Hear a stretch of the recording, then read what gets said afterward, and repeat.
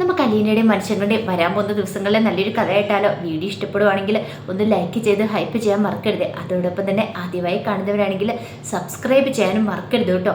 അങ്ങനെ നമ്മൾ കാണുന്ന ഒടുവിൽ വൈജയ്ക്കിടെ നല്ല ഇടിവെട്ട് പണി തന്നെയാണ് ബാലേന്ദ്രൻ കൊടുക്കുന്നത്. വൈജ വലിയ ആളും കളിച്ച് ഒരു വീട്ടിലേക്ക് ഒരു സെർവൻസിനെ ഒക്കെ നിർത്തി. എന്നിട്ട് താനാണ് ഇവിടുത്തെ അധികാരി എന്നുള്ള രീതിയിൽ പെരുമാറുവാണ്. ബാലേന്ദ്രനെ എല്ലാവരെയും കൂടെ ഫുഡ് കഴിക്കാനൊക്കെ പോയി വിളിച്ചു. അങ്ങനെ ബാലേന്ദ്രൻ വന്ന് കഴിക്കാനിരിക്കുന്ന സമയത്ത് വേലക്കാരി സുനിത ഫുഡൊക്കെ വിളമ്പാൻ തുടങ്ങുമ്പോഴത്തേനും ബാലേന്ദ്രൻ പറഞ്ഞു, സുനിത ഫുഡ് വിളമ്പാൻ വരട്ടെ എന്ന് പറഞ്ഞു. ഒരു നിമിഷം വൈജയന്തി ഒന്ന് ഞെട്ടി. അപ്പോഴേക്കും ബാലേന്ദ്രൻ പറഞ്ഞു, അതെ എനിക്കെന്താണെങ്കിലും ഇവിടുത്തെ ജോലിക്കാരി ഉണ്ടാക്കുന്ന ആഹാരമൊന്നും വേണ്ട, എനിക്കുള്ളത് എൻ്റെ കുട്ടികൾ ഉണ്ടാക്കിക്കോളും. നിനക്ക് എന്താന്ന് വെച്ചിട്ടുണ്ടെങ്കിൽ നീ ഉണ്ടാക്കി കഴിച്ചോളാൻ പറഞ്ഞു. അത് കേട്ടപ്പോൾ വൈജയന്തി രൂക്ഷമായിട്ട് നോക്കി ബാലേന്ദ്രനെ. ബാലേന്ദ്രൻ എന്താ പറഞ്ഞേ? കുട്ടികൾ ഉണ്ടാക്കി തരുമെന്നും. അതെ, എനിക്കുള്ളത് എൻ്റെ കുട്ടികൾ ഉണ്ടാക്കി തന്നോളും. പിന്നെ നീ പുതിയ ജോലിക്കാരി വെച്ചിട്ടുണ്ടെങ്കിൽ അത് നിന്റെ കാര്യങ്ങൾ നോക്കാനായിട്ട്, എൻ്റെ കാര്യങ്ങൾ നോക്കാനായിട്ട്. നീ ശമ്പളം കൊടുക്കുന്ന ജോലിക്കാരുടെ കാര്യമൊന്നും ഇല്ലയെന്ന് പറഞ്ഞു. അല്ല അത് പിന്നെ ബാലേന്ദ്ര ദേ പറഞ്ഞു കേട്ടല്ലോ, മിണ്ടരുതെന്ന് പറഞ്ഞു. പിന്നീട് ഭവിതയോടൊക്കെ ചോദിച്ചു, അല്ല മോളെ നിങ്ങളൊന്നും ഉണ്ടാക്കിയില്ലെന്ന് ചോദിച്ചു. ഉണ്ടാക്കിയായിരുന്നു, എങ്കിലും അതും കൊടുത്തുകൊണ്ടിരാൻ പറഞ്ഞു. അങ്ങനെ വൈജയന്തിയുടെ മുന്നിൽ വെച്ച് തന്നെ അവരുണ്ടാക്കിയ ആഹാരം ബാലേന്ദ്രൻ കഴിച്ചു. കാരണം തടിയേറ്റുവലയിപ്പോയി വൈജയന്തിക്ക്. ഇതിൽ പോരൊരടി കിട്ടാനില്ല. കാരണം കുട്ടികൾ ബാലേന്ദ്രനോടൊപ്പമാണ് നിൽക്കുന്നതെന്നുള്ള കാര്യം മനസ്സിലായി. താൻ പറയുന്നൊന്നും അനുസരിക്കുന്നില്ല. അങ്ങനെ ആഹാരം കഴിച്ചു കഴിഞ്ഞിട്ട് ബാലേന്ദ്രൻ എഴുന്നേറ്റ് പോയി കഴിഞ്ഞപ്പോൾ ഭവിതയും കൃഷ്ണബോർഡും കൂടെ കൂട്ടിയിട്ട് ആ പ്ലേറ്റുകളൊക്കെ കൊണ്ടുവന്ന് അടുക്കളയിൽ വെച്ചു. രോഹിത് സഹായിച്ചു. അങ്ങനെ പ്ലേറ്റുകളൊക്കെ കഴുകി വെക്കുമ്പോഴത്തേനും വൈജയന്തി ദേഷ്യത്തോടെ അങ്ങോട്ട് വന്നു. ഓഹോ, അപ്പം എല്ലാവരും കൂടെ ചേർന്നിട്ട് എന്നെ തോൽപ്പിക്കാനുള്ള പണിയല്ലേ? എന്ത് അമ്മയെ ഞങ്ങളതിന് തോൽപ്പിച്ചില്ലോ? വേട്ടറി വേണ്ട, നീയൊക്കെ കൂടുതൽ കളിക്കണ്ട. നീയൊക്കെ എത്രത്തോളം വരെ അഹങ്കാരം കാണിച്ചു പോകുമെന്ന് എനിക്കറിയണം.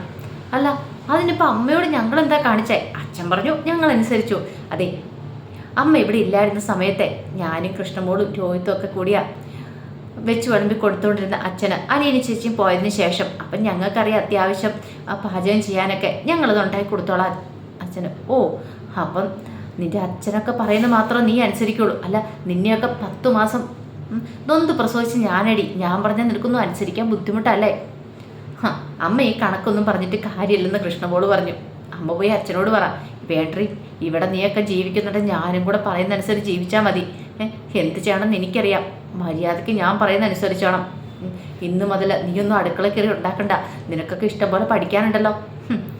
കോളേജിലും സ്കൂളിലൊക്കെ പഠിക്കുന്നതല്ലേ? രോഹിത്താണെങ്കിൽ ആ സമയം അവരെ സഹായിക്കുന്നുണ്ടായിരുന്നു. നിനക്ക് നോണം ഉണ്ടോ അടുക്കള കയറി ജോലി ചെയ്യാനായിട്ട്? പറഞ്ഞാൽ തലയിലേക്ക് കയറാത്തവന് എന്നിട്ട് നിൽക്കുന്ന നിപ്പ് കണ്ടില്ലേ, നാണമില്ലാത്തവനെന്നും പറഞ്ഞിട്ട് രോഹിത്തിനെ കുറ്റപ്പെടുത്തി. അപ്പോഴേക്കും ഭവിത വന്നിട്ട് പറഞ്ഞു, അല്ല അമ്മയ്ക്ക് ഇപ്പം എന്തിൻ്റെ കേടാ? അമ്മയ്ക്ക് വേണമെങ്കിൽ അടുക്കള ജോലി ചെയ്യാവുന്നല്ലേ ഉള്ളൂ. അമ്മയ്ക്ക് ഇവിടെ വെച്ച് വിളമ്പാലോ. അതിന് അമ്മയ്ക്ക് കഴിയില്ല. പിന്നെ ഞങ്ങൾ ചെയ്യുമ്പോൾ അമ്മ കുറ്റം പറഞ്ഞിട്ടൊന്നും കാര്യമില്ല. അച്ഛൻ പറയുന്നത് ഞങ്ങൾ അനുസരിക്കുള്ളൂ. ദേ ഒരു കാര്യം ഞാൻ പറഞ്ഞേക്ക, താർതല പറയുമ്പോൾ ഒറ്റോണം കിട്ടുമരുമെന്നും പറഞ്ഞുകൊണ്ട് ഭവിതയുടെ നേർക്ക് കൈ ഉയർത്തുവാണ് വൈജയന്തി.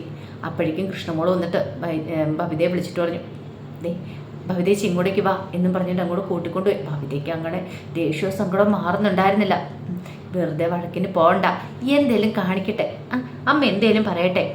അതെ അത് ഭവിതേച്ച് കണക്കാക്കണ്ടെന്ന് പറഞ്ഞു. എന്നാലും എനിക്കങ്ങ് സങ്കടം സഹിക്കുന്നില്ല. അമ്മയുടെ ദേഷ്യം കണ്ടോ? അമ്മ ആരാന്ന് അമ്മയുടെ വിചാരം? അമ്മയ്ക്ക് ആരെ ഒരു കൂസാത്ത ഭാവമാണ്, അതാണ് അമ്മയുടെ കുഴപ്പം. സാരമില്ല പോട്ടെ എന്നൊക്കെ പറഞ്ഞ് ആശ്വസിപ്പിച്ചു. ഭവിതയെ മുറി പിടിച്ചിരുത്തി ആശ്വസിപ്പിക്കുകയാണ്. വൈജയ്ക്കാണെങ്കിൽ നല്ല ദേഷ്യമായി. കുറച്ച് കഴിഞ്ഞപ്പോൾ ബാലേന്ദ്രന് ഷോപ്പിലേക്ക് പോകാനായിട്ട് ഇറങ്ങുന്ന സമയത്ത് വൈജയന്തി ചോദിച്ചു, എന്ത് പണിയെ ബാലേന്ദ്രനെ കാണിച്ചേ? ബാലേന്ദ്രൻ എന്താ ഇങ്ങനെയൊക്കെ പറയണേ? ഞാൻ ഇവിടുത്തെ അംഗമല്ലേ, ബാലേന്ദ്രൻ്റെ ഭാര്യയല്ല ഞാൻ. അപ്പോൾ പിന്നെ എനിക്ക് ഈ വീട്ടിലൊരു സ്ഥാനമില്ലേ? മക്കളും എല്ലാവരും കൂടെ എൻ്റെ തലയിൽ കയറി നിരങ്ങുക. ഓ നീ എൻ്റെ ഭാര്യയാണോ? അങ്ങനെ എനിക്ക് തോന്നണമല്ലോ. അല്ല അപ്പം ബാലേന്ദ്രൻ എന്നെ പൂർണ്ണമായിട്ട് ഉപേക്ഷിച്ചോ? ബാലേന്ദ്രൻ്റെ മനസ്സിൽ പോലും ഞാനില്ലേ? എടീ നീ എൻ്റെ ഒരു മനസ്സിൻ്റെ കോണിപ്പോഴും ഇല്ല. ഇനിയിപ്പോൾ അത് കോണിലേക്ക് വരണോ അതോ നീക്കി നിർത്തണോ എന്നൊക്കെ ഞാൻ ആലോചിച്ച് തുടങ്ങിയിട്ടുള്ളൂ. അതുകൊണ്ട് തൽക്കാലത്തേക്ക് അതിനെക്കുറിച്ചൊന്നും സംസാരിക്കാൻ എനിക്ക് ഒരു താല്പര്യമില്ല എന്ന് പറഞ്ഞു. അതും പറഞ്ഞ് ബാലേന്ദ്രനെ കൂടെ പോയി കഴിഞ്ഞപ്പോൾ ഭവിതയ്ക്ക് വൈജയ്ക്ക് ഇടിവെട്ടേറ്റ പോലെ ആയിപ്പോയി. വൈജ ഇത്രയ്ക്ക് പ്രതീക്ഷിച്ചിട്ടുണ്ടായിരുന്നില്ല. അതേ സമയത്ത് അലീനയ്ക്ക് നല്ല ടെൻഷൻ ഉണ്ടായിരുന്നു. കാരണം താൻ കാരണം അച്ഛൻ്റെ മനസ്സ് മുറിവേറ്റിട്ടുണ്ടോ, താൻ കാണുന്നതൊക്കെ ഓരോന്നും പറയും, മിണ്ടാതിരിക്കില്ല. അപ്പോൾ ആ ഒരു ടെൻഷൻ അലീനയുടെ മനസ്സിലുണ്ടായിരുന്നു. പക്ഷെ അവധ് കുടിച്ചതിനെ ആശ്വസിപ്പിച്ചു. സാരമില്ല, പോട്ടെ മോളെ, അവൻ്റെ സ്വഭാവം അറിയാലോ, അവൻ്റെ സ്വഭാവം എങ്ങനെയാ. അതെ വല്യപ്പച്ച, എനിക്ക് എന്തെങ്കിലുമൊക്കെ ഇങ്ങനെ തോന്നിയിട്ടുണ്ടെങ്കിൽ ഞാൻ അപ്പം തന്നെ വിളിച്ചു പറയും. ഞാനൊരു അനാഥാലയത്തിൽ വളർന്നല്ലേ, അപ്പോൾ അതിൻ്റെ കാര്യങ്ങളൊക്കെ എനിക്ക് വ്യക്തമായിട്ട് അറിയാമെന്ന് പറഞ്ഞു. പിന്നീട് അലീന അടുക്കളയിലേക്ക് ചെല്ലുവാണ്. അടുക്കളയിൽ ചെന്ന് നോക്കി കഴിഞ്ഞപ്പോഴത്തേനും പൗലോസ് ഭയങ്കര ജോലിയിലാണ്, തിരക്കിട്ട് ജോലിയിലാണ്. അലീന നോക്കിക്കഴിഞ്ഞപ്പോൾ കുറേ സാധനങ്ങളൊക്കെ വേസ്റ്റ് ആക്കിയിരിക്കുന്ന കണ്ടു. അലീനയ്ക്കത് കണ്ടപ്പോൾ സഹിച്ചില്ല. കാരണം അലീന പാചകം ചെയ്യുന്ന സമയത്താണ്, ഒരിക്കലും അങ്ങനെ വേസ്റ്റ് ആക്കത്തില്ല, ആവശ്യമുള്ള സാധനങ്ങളൊക്കെ എടുക്കത്തുള്ളൂ. ഒടുവിൽ അലീന പറഞ്ഞു, പൗലോസേട്ടാ എന്തായാലും ഇത് ശരിയല്ല കേട്ടോ, ആവശ്യത്തിനുള്ള സാധനങ്ങളൊക്കെ എടുത്ത് ഉപയോഗിച്ചാൽ പോരെ, എന്തിനാ വെറുതെ ഇത്ര സാധനങ്ങളൊക്കെ വേസ്റ്റ് ആക്കുന്നേ, അതിൻ്റെ ആവശ്യമൊന്നുമില്ല. അപ്പോഴേക്കും പൗലോസ് പറഞ്ഞു, കൊച്ചെ, ഇത്രയും നാൾ ഞാനിവിടെ പാചകം ചെയ്തുകൊണ്ടിരുന്ന എനിക്കറിയാം എങ്ങനെ ചെയ്യണമെന്ന്. ഇതുവരെ എന്നോട് ആരും ഒന്നും പറഞ്ഞിട്ടൊന്നുമില്ല, കേന്ദ്ര സഭ പോലും എന്നോടൊന്നും വന്ന് പറഞ്ഞിട്ടില്ല. ഇതെൻ്റെ സ്വകാര്യതയാണ്, ഞാനിവിടെ കൈകടത്താൻ വരുന്ന എനിക്കിഷ്ടമില്ല. അപ്പോഴേക്കും അലീന പറഞ്ഞു, അതെന്ത് തന്നെയല്ല ആയിക്കോട്ടെ, എനിക്ക് എന്താണെങ്കിലും ഇത് കാണുമ്പോൾ സഹിക്കാൻ പറ്റില്ല. ഈ പച്ചക്കറികളൊക്കെ ആവശ്യത്തിനുള്ളത് വാങ്ങിച്ചാൽ പോരെ, അതുപോലെ തന്നെ എന്ത് ഫുഡൊക്കെയാണ് വേസ്റ്റ് ആക്കിയിരിക്കുന്നത്, ആവശ്യത്തിനുള്ളത് ഉണ്ടാക്കിയാൽ പോരെ, പിന്നെ എന്ത് ചെയ്യാൻ പറ്റും, ഞങ്ങൾ ആവശ്യത്തിനുള്ളത് കഴിക്കും, ബാക്കി വേസ്റ്റ് ആവുന്ന വേസ്റ്റ് പാത്രത്തിൽ കൊണ്ട് തള്ളും. പറഞ്ഞപ്പം അത് എളുപ്പമായി. പക്ഷെ ഉണ്ടല്ലോ, ഇതൊന്നും ശരിയല്ല പൗലോസേട്ടാ, ഇതുപോലും ഇല്ലാത്ത എത്രയോ കുട്ടികളുണ്ടെന്നൊക്കെ പറഞ്ഞു. പൗലോസിന് അത് ഇഷ്ടപ്പെട്ടില്ല. പൗലോസ് പരാതിയായിട്ട് സ്റ്റാലിയുടെ അടുത്തിരുന്നു. ഒടുവിൽ സ്റ്റാലിനെ അലീനെ വിളിപ്പിച്ചിട്ടുണ്ട്. അതെ, നീ അടുക്കള കാര്യങ്ങളൊന്നും നോക്കേണ്ട കാര്യമില്ല, അതൊക്കെ പൗലോസ് നോക്കിക്കോളും, നീ എന്തിനാ വെറുതെ അതിനകത്തൊക്കെ തലയിടുന്നേ. അലീന പറഞ്ഞു, അത് പിന്നെ പപ്പ വെറുതെ അനാവശ്യമായിട്ട് കുറേ സാധനങ്ങൾ വേസ്റ്റ് ആക്കുന്നുണ്ട്, ആക്കിക്കോട്ടെ, അയച്ചിട്ട് പൈസ പോലെ എനിക്ക് പ്രശ്നമൊന്നുമില്ല. പപ്പ അത് ദൂരത്തല്ലേ കാണിക്കുന്നേ, അത് ശരിയാവുന്ന കാര്യമാണെന്ന് ചോദിച്ചു. അതേ അലീന, ഇനി ഇതിനെക്കുറിച്ച് നമ്മളോട് സംസാരം വേണ്ടാന്ന് പറഞ്ഞു. ഒടുവിൽ അലീന മുറിയിൽ നിന്ന് അങ്ങോട്ട് ഇറങ്ങിപ്പോയി കഴിഞ്ഞപ്പോഴത്തേനും അത് കുടിച്ചാൽ വന്നിട്ട് എന്താ കാര്യം, അലീന കാര്യം പറഞ്ഞു. മോളെ, നീ തലയിരണ്ട, അവന് ഇഷ്ടമില്ലാത്ത കാര്യങ്ങളൊക്കെ വെറുതെ നീ എന്തിനാ തലയിട്ട് പ്രശ്നം ഉണ്ടാക്കുന്നേ, എന്നാലും അത് ശരിയാണോ വല്യപ്പിച്ച്, അങ്ങനെയൊക്കെ ചെയ്യാൻ കൊള്ളാവോന്ന് ചോദിച്ചു. എനിക്കത് കണ്ട് സഹിക്കുന്നില്ല എന്ന് പറഞ്ഞു. സാരമില്ല മോൾ, ഇവിടെ ആദ്യമായിട്ടാ, ഇത്തിരി കഴിയുമ്പോൾ അതൊക്കെ അങ്ങോട്ട് ശീലമായിക്കൊള്ളുന്നേ. അല്ല മോൾ പതുക്കെ അതൊക്കെ ഒന്ന് മാറ്റി, ആ ശീലങ്ങളും കാര്യങ്ങളൊക്കെ ഒന്ന് മാറ്റിയെടുത്താൽ മതി. അതെ, എനിക്ക് ഈ അടുക്കളയിൽ നിന്ന് വിട്ട് കിട്ടുമായിരുന്നെങ്കിൽ എങ്ങനെയാണ് ഇതൊക്കെ പാചകം ചെയ്യുന്നതെന്നും എങ്ങനെയാണ് ഇതൊക്കെ ചിലവഴിക്കുന്നതൊക്കെ ഞാൻ കാണിച്ചു കൊടുക്കായിരുന്നു. തൽക്കാലത്തേക്ക് വേണ്ട കേട്ടോ, അവനതൊന്നും ഇഷ്ടപ്പെടില്ല മോളെ എന്ന് പറഞ്ഞു. അങ്ങനെ കുറേ സമയം കഴിഞ്ഞപ്പോഴത്തേനും ആൻ്റെ ഒപ്പം ഒന്ന് ആഹാരം കഴിക്കാൻ വിളിക്കുമ്പോൾ അലീന പറഞ്ഞു, എനിക്കിപ്പോൾ വേണ്ടാന്ന് പറഞ്ഞു. ഒടുവിൽ സ്റ്റാലിനെ എടുത്ത് എന്നിട്ട് പറഞ്ഞു, അതെ അലീനയ്ക്ക് വേണ്ടാന്ന് പറഞ്ഞു. ഞാൻ വിളിക്കുന്നു പറ. ഒടുവിൽ അലീന വന്നു. എന്താ അലീന, ഞാൻ വിളിച്ചാൽ നിനക്ക് വരത്തില്ലെന്ന് ചോദിച്ചു. അതെനിക്ക് വിശക്കുന്നില്ലാത്തതുകൊണ്ടാ. അതൊന്നും അല്ലല്ലോ. ഓ, മുമ്പേ ഞാൻ വഴക്ക് പറഞ്ഞതിൻ്റെ ആയിരിക്കുമല്ലേ. അത് ഞാൻ പറഞ്ഞല്ലോ പപ്പ, ഞാൻ അങ്ങനെ ഒരു സാഹചര്യത്തിൽ വളർന്നുകൊണ്ടായിരിക്കും എനിക്ക് ഇതൊക്കെ കാണാൻ ഭയങ്കര വിഷമം വരുന്നത്. സാധനങ്ങളൊക്കെ വേസ്റ്റ് ആക്കുന്ന കാണുമ്പോൾ എനിക്ക് സഹിക്കാൻ പറ്റില്ല. ഒരു നേരത്തെ ആഹാരത്തിന് പോലും വകയില്ലാതെ എത്രയോ ആൾക്കാർ കിടന്ന് വിഷമിക്കുന്നുണ്ട്. അത് പപ്പായ്ക്ക് മനസ്സിലാകത്തോണ്ടാ. അലീന, സ്റ്റോപ്പ് ഇറ്റ്, ഒന്ന് നിർത്തുന്നുണ്ടോ? നിന്നോട് ഞാൻ പറഞ്ഞു ഇനി അങ്ങനെ പറയരുതെന്ന്. എപ്പോൾ നോക്കിയാലും നിനക്ക് ഇത് മാത്രം പറയാനുള്ളൂ. കഴിക്കാനിരിക്കുമ്പോഴും നടക്കുമ്പോഴും എല്ലാം ഈ ഒരു ചിന്ത മാത്രമേ ഉള്ളൂ. ഇനി ഇതും പറഞ്ഞുകൊണ്ട് എൻ്റെ അടുത്തേക്ക് വന്നേക്കല്ലോ, കേട്ടല്ലോ. ഇപ്പം നീ അവിടെയല്ല നിൽക്കുന്നത്, നീ ഇതേ കൊട്ടാരമടുത്ത് സ്റ്റാൻലി ജോസഫിൻ്റെ വീട്ടിലാണ് നിൽക്കുന്നത്. ആ ഒരു ഓർമ്മ വേണമെന്ന് പറഞ്ഞു. അല്ല, എനിക്ക് വല്ലാത്തൊരു ടെൻഷനായിപ്പോയി. എന്ത് ചെയ്യണമെന്നറിയില്ല. എൻ്റെ അപ്പനും പൗലോസൊക്കെ നോക്കി നിൽക്കുമല്ലേ ആ സമയത്താണ്.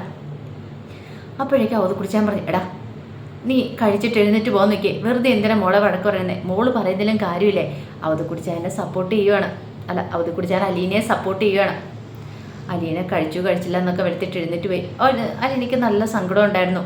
അങ്ങനെ അന്ന് വൈകുന്നേരം കഴിഞ്ഞപ്പോൾ മനുശങ്കർ വിളിച്ചു. അങ്ങനെ സംസാരിക്കുന്ന സമയത്ത് അവത് കുടിച്ചാവിനെ പറ്റി എല്ലാവരെ പറ്റിയും പറയുമ്പോൾ മനു ചോദിച്ചു, അല്ല അപ്പം നീ വല്യപ്പച്ചനെ കയ്യിലെടുത്തല്ലേന്ന് ചോദിച്ചു. അത് ഞാൻ എടുത്തു. ഓ, അപ്പം നീ പറയുന്നൊക്കെ നിൻ്റെ വല്യപ്പച്ചനെ അനുസരിക്കുമോ എന്ന് ചോദിച്ചാൽ എന്നെ ഭയങ്കര കാര്യമാണ്. ചിന്നമ്മയാന്നാ പറയണത്. ചിന്നമ്മയോ? അതേന്നേ, വല്യപ്പച്ചൻ്റെ ഭാര്യ. അതേ ഷേപ്പ്, അതേ രൂപം, അതേ നടത്തമൊക്കെയാണെന്ന് പറയണേ. അത് പറയുമ്പോഴത്തേനും അലീനയ്ക്ക് ഭയങ്കര സന്തോഷമായിരുന്നു. ഓഹോ, അപ്പം നീ രക്ഷപ്പെട്ടല്ലോ. തൽക്കാലത്തേക്ക് ഇങ്ങനെ രക്ഷപ്പെട്ട് നിൽക്കുക. പക്ഷേ ഇനിയിപ്പോൾ വല്യപ്പച്ചൻ്റെ വീട്ടുകാരൊക്കെ വന്ന് എന്നെ എപ്പോഴാണ് പറപ്പിക്കണമെന്ന് അറിയത്തില്ല. അതൊന്നും ഉണ്ടാകത്തില്ലെന്നേ, നീ ധൈര്യമായിട്ട് ഇരിക്കാനൊക്കെ പറഞ്ഞു. പക്ഷേ അവിടെ സ്റ്റാൻലിയുടെ അടുത്ത് ഒരു പെൺകൊച്ചു വന്നിട്ടുണ്ട് എന്നൊക്കെയുള്ള കാര്യങ്ങളൊക്കെ എൽസമ്മ അറിഞ്ഞു, സ്റ്റാൻലിയുടെ ഭാര്യ. ആദ്യം അത് കാണാനായിട്ട് വരുന്ന സ്റ്റാലിയുടെ ഒരു മകളും അതുപോലെ തന്നെ സ്റ്റാലിയുടെ ഭാര്യയുടെ ചേച്ചിയും കൂടെ ആയിരുന്നു അങ്ങോട്ടേക്ക് വരുന്നത്. സത്യമാണോന്ന് അറിയാൻ വേണ്ടിയിട്ട് വരുവാണ്. അങ്ങനെ അവർ രണ്ടുപേരും കൂടെ വന്നു കഴിഞ്ഞപ്പോഴത്തേനും അത് കുടിച്ചാൻ ഇറങ്ങി ചെന്നു. ഇതാരും റീത്താമ്മയോ കയറി വരാനൊക്കെ പറഞ്ഞു. പക്ഷെ റീത്താമ്മയ്ക്ക് ഒട്ടും ഇഷ്ടപ്പെട്ടില്ല. റീത്താമ്മ ദേഷ്യത്തോടെ പറഞ്ഞു, അല്ല ഇവിടെ ഏതൊരു പെണ്ണിനെ കൊണ്ട് താമസിപ്പിച്ചിട്ടുണ്ടെന്നൊക്കെ അറിഞ്ഞല്ലോ, അതൊന്നും അറിയാൻ വേണ്ടി വന്നാന്ന് പറഞ്ഞു. ഉണ്ട്, അവൾ അവിടെ എത്തണ്ട്, ഏതോ ഒരു പെണ്ണല്ല, അത് സ്റ്റാലിയുടെ മോളാന്ന് പറഞ്ഞു. സ്റ്റാലിയുടെ മോളോ? കൊള്ളാലോ, എൽസമ്മ 3 പ്രസവിച്ചിട്ടുള്ളൂ, പിന്നെ എങ്ങനെയാന്ന് ചോദിച്ചു. അത് പിന്നെ സ്റ്റാലിക്ക് അതിനു മുമ്പുണ്ടായിരുന്ന ബന്ധത്തിലുണ്ടായിരുന്ന നാണമുണ്ടോ നിങ്ങൾക്ക് ഇതൊക്കെ പറയാനായിട്ട്? കുടുംബത്തിന് ചേരുന്ന പണിയാണോ പ്രവൃത്തിയാണോ എന്നൊക്കെ ചോദിച്ചിട്ട് കുറേ ചീത്ത പറയണം അങ്ങോട്ട്. അപ്പോഴേക്കും എന്ത് ചെയ്യണമെന്ന് അറിയിട്ടുണ്ടായിരുന്നില്ല അവധി കുടിച്ചാൽ. ആകെപ്പാടൊരു നാണക്കേടൊക്കെ തോന്നി. അല്ല അവൾ എന്തിയെ എവിടെയെന്നൊക്കെ ചോദിച്ചു. അത് അലീന മുറിയിലുണ്ടെന്ന് പറഞ്ഞു. ഞാനൊന്ന് കാണട്ടെ എന്ന് പറഞ്ഞിട്ട് അങ്ങോട്ട് ചെന്നു. അങ്ങോട്ട് നിന്ന് അലീനയൊന്ന് നോക്കി, സംസാരിച്ചൊന്നുമില്ല. കൂടെ ടെൽസ ഉണ്ടായിരുന്നു. അപ്പോൾ ടെൽസയെ കണ്ടിപ്പോൾ അലീന ഒരു അമ്പരപ്പോടുകൂടി നോക്കുവാണ്. പിന്നീടാണ് മനസ്സിലായത് തൻ്റെ അനുജത്തിയാണ് അവളെന്നുള്ള കാര്യം. പക്ഷെ അവളോടൊന്ന് സംസാരിക്കാൻ പോലും അലീനയ്ക്ക് പറ്റിയില്ല. അതിൻ്റെ ബുദ്ധിമുട്ടും കാര്യങ്ങളൊക്കെ അലീനയുടെ മനസ്സിലുണ്ടായിരുന്നു. കുറച്ച് കഴിഞ്ഞപ്പോൾ സ്റ്റാലിയുടെ അടുത്ത് പോയിട്ട് റീത്താമ്മ ചോദിച്ചു, ഇതൊക്കെ ശരിയാണെന്ന് തോന്നുന്നുണ്ടോ സ്റ്റാൻലി? എവിടെയോ കിടന്നൊരു പെണ്ണിനെ വിളിച്ചുകൊണ്ട് വന്നിട്ട് മകളാണെന്നും പറഞ്ഞിട്ട് ഇത് ഞങ്ങൾ സമ്മതിക്കുമെന്ന് തോന്നുന്നുണ്ടോ? എന്താണെങ്കിലും ഇത് ഞങ്ങൾ വെറുതെ പെടുത്തില്ല. സ്റ്റാലിയല്ലേ ആള്.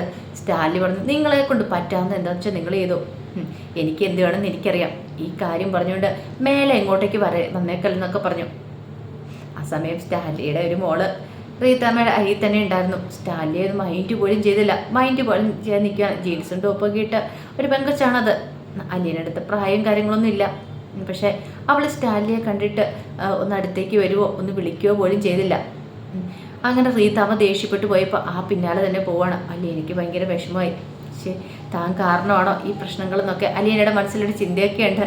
എന്താണെങ്കിലും ഇനിയിപ്പോൾ എൽസമ്മയുടെ കുടുംബാംഗങ്ങളെല്ലാം കൂടെ അലീനയെ ഓടിച്ചു വിടാൻ പറ്റുന്നുണ്ട്. പക്ഷെ ഒരു കോട്ട പോലെ അത് കുടിച്ചാനും സ്റ്റാലിയും കൂടെ നിൽക്കുന്നുണ്ട്. അതിൻ്റെ കഥകളൊക്കെ നമുക്ക് എല്ലാവർക്കും കാത്തിരിക്കാം കേട്ടോ.